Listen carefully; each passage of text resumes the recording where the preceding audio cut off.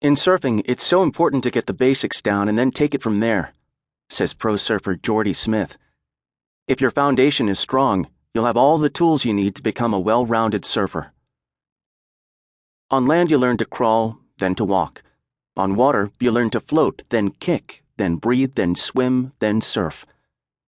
I'll give you a quick example of what happens when you skip the first step. I was recently visiting a number of startups clustered around one another in a series of buildings called an innovation park.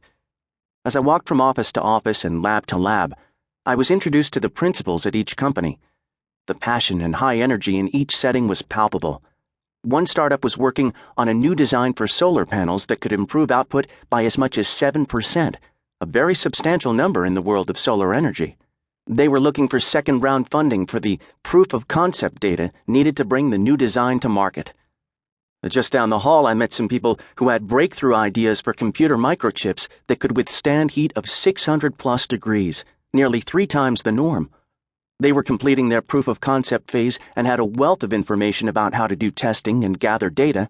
As I listened to their explanation of what they were up to, I realized that they had overlapping interests and knowledge with the solar team less than 100 feet down the hall. I asked the microchip team if they were collaborating at all with the solar team and was met with a blank stare. They had no clue as to who was doing what and where. Their offices might as well have been on separate continents. I tell this story to further make a case for the clean slate being a good place to start. To most, it's common sense to know how to swim before entering the ocean, but to many entrepreneurs and startups, the basics are often not obvious at all. A major part of mastering the basics in the world of work is knowing what the basics are in your given situation and how they are changing.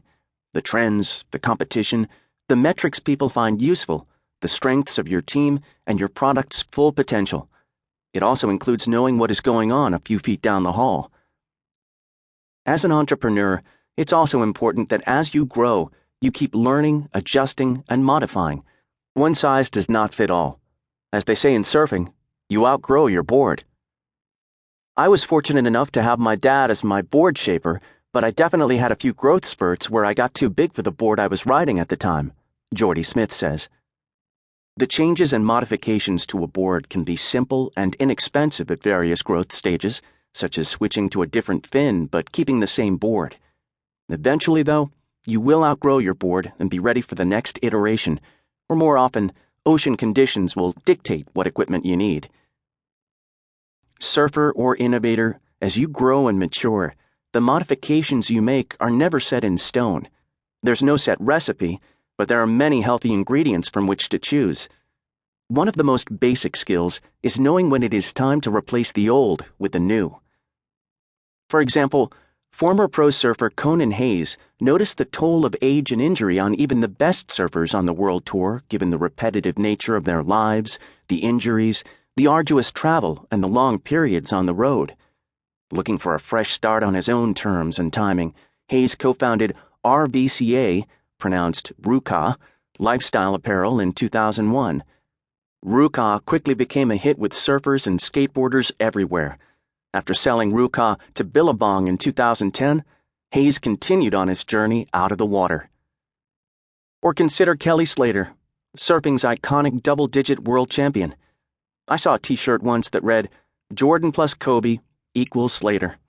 This is a reference to the fact that Slater has more world titles than Michael Jordan and Kobe Bryant combined. Yet, even Slater aged over time, so, like Conan Hayes, he's been involved in several business ventures and social causes, most recently the sustainable men's clothing company Outer Known, man-made wave pools, and Slater Designs high-tech surfboards. The bigger the wave, the harder you prepare. I live about 30 miles north of one of the most famous and dangerous big wave surf spots in the world, Mavericks. Big wave surfers come from far or near when Mavericks is on, and entire books have been written about its unique history.